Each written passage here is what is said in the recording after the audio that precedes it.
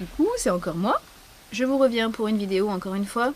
Oui, en même temps, si je vous revenais pour danser la polka, ça serait un peu bizarre. Pour vous montrer cette merveille. Donc je remercie Dabbling Mua qui nous a toutes corrompues avec cette bébé crème, mais franchement, merci vraiment, parce que c'est une tuerie. Alors moi j'ai été complètement accro, oui c'est la bébé crème mushroom de chez Skin Food, dont il a fait une revue en fait sur sa chaîne sur pas mal de bébé crème et il a vaguement encensé celle-là. Et je comprends pourquoi. Donc c'est les bébés crèmes, vous connaissez le principe, à la base c'était une crème qui était utilisée en Corée en fait pour après les interventions style peeling ou je sais pas trop quoi, enfin voilà, ils mettaient ça sur le visage des gens pour faire passer les cicatrices, machin, etc. Et du coup ça s'est un petit peu généralisé et c'est vaguement devenu un truc de cosmétique finalement. Voilà. Donc ça a une triple action blanchissante, anti-âge et ça protège du soleil avec un SPF à 20, ce qui est plutôt bien. Il y a 50 grammes et je l'ai acheté sur ebay.com à n'importe quel vendeur, je vous dis franchement je prends le moins cher. Et je l'ai payé genre je sais plus, genre 9 € ou un peu moins. Donc ça vaut carrément le coup, parce que par rapport à la Arborian, merci quoi, qui coûte 30 € chez Sephora. Merci bien Sephora. Donc le packaging, je le trouve assez laid. Enfin, c'est original, mais l'espèce de bouchon limite en carton, là, c'est un peu bizarre. Voilà. Bon, au cas où vous êtes neuneux et que vous n'avez pas compris que mushroom, ça veut dire champignon, ben vous avez le dessin, quoi. Wow, trop bien trouvé. Au niveau de l'odeur, alors, j'ai lu, je sais plus qui c'est pas Opienne Glam Retro qui disait qu'elle puait. Je sais plus. Moi, je trouve qu'elle sent trop bon. Alors, je sais pas, je dois puer du nez. Mais voilà, j'en sais rien. Moi, j'adore l'odeur. Voilà. Alors, par contre, j'ai pas compris. Alors, je sais pas si c'est le voyage qu'elle a pas aimé. Mais alors, pour sortir, j'ai dû déboucher le trou, en fait, parce que c'était tout bloqué. Alors, je sais pas si elle avait séché, mais voilà. Donc, faut appuyer un peu comme une barge. Mais après, ça sort. Et donc... Ah, vraiment, l'odeur, j'adore. Et voilà la teinte. Donc vous pouvez voir que c'est une teinte un petit peu rosée, peut-être, je dirais. Et que ce n'est pas du tout un truc gris immonde. Parce que oui, les 3/4 des bébés crèmes, en tout cas de chez Missha, puisque j'ai testé beaucoup de bébés crèmes de chez Missha, ont quand même un effet vachement gris. À part la signature de chez Missha, mais sinon les autres font quand même un effet gris. Et ça c'est un peu chiant parce qu'on n'a pas forcément la tronche grise de base, donc voilà. Donc là du coup ça se fond beaucoup mieux à la peau. Elle est juste ultra agréable à passer. Ah oui j'aime.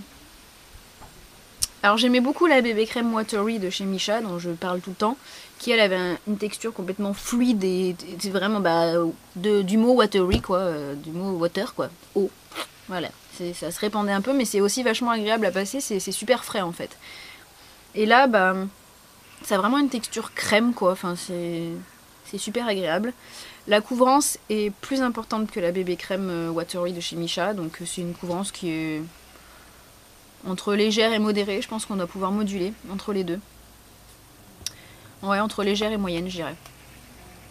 On peut faire légère et on peut faire moyenne. Mais je pense pas qu'on puisse faire une grosse couvrance, quoi.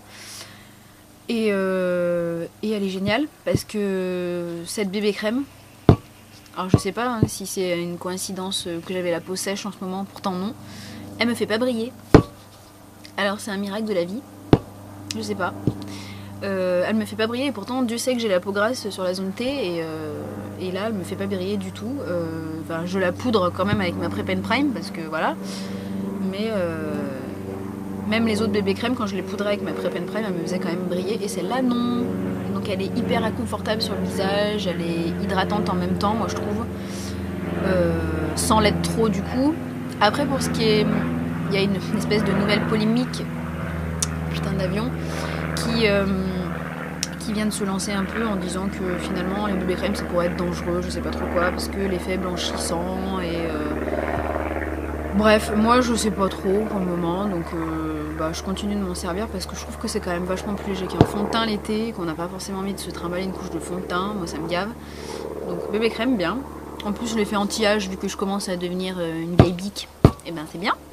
Et puis pour protection UV, c'est carrément pratique aussi quoi. Enfin, vous avez un produit soin en gros Voilà, 3 effets en une crème, moi je trouve ça bien pratique quand même. Voilà, donc petite merveille. Je recommande pour les peaux sèches, pour les peaux peut-être pas grasse, mais pour les peaux mixtes en tout cas, elle passe. La teinte est bonne. Bon après, évidemment, si chez MAC vous êtes en NW35, non, évitez. Moi je suis NW25 chez MAC et vous voyez, là je l'ai pas sur moi, mais ça me va. Voilà. Donc je pense que ça pourrait presque aller au NW30, mais pas au-dessus. Ouais, et encore NW30, ça risque de faire un chouï clair. Mais voilà, ça pourrait passer, je pense. Voilà ma petite revue. Donc Dabbling, merci à toi, puisque cette bébé crème est juste une tuerie. Hein, et puis en plus, elle tient relativement bien, ce qui n'est pas le cas des autres bébés crèmes qui ont tendance à se barrer. Voilà, celle-là, elle tient. Donc c'est bien. Voilà, sur ce, bye bye.